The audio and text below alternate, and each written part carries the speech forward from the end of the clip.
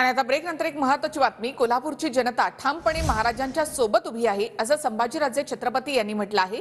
शाहू महाराज छत्रपतींच्या उमेदवारीवर संभाजीराजे यांनी Facebook post केली आहे।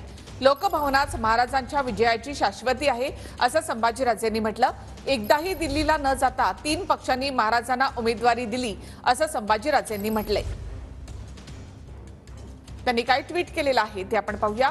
खरे तर तिकिटासाठी एकदाही मुंबई दिल्लीला न जाता कुठल्याही नेत्याकडे तिकिटाची मागणी न करता केवळ लोकभावना पाहून 3 पक्षांनी एकत्र येत महाराजांना लोकसभा लढण्याची विनंती केली।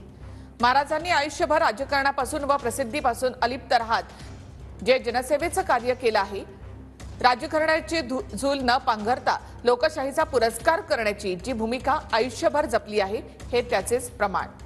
कोल्हापूरची जनता ठामपणे महाराजांसोबत उभी आहे। ही लोकभावनाच महाराजांच्या विजयाची शाश्वती आहे असं ट्विट संभाजीराजे यांनी केलं आहे।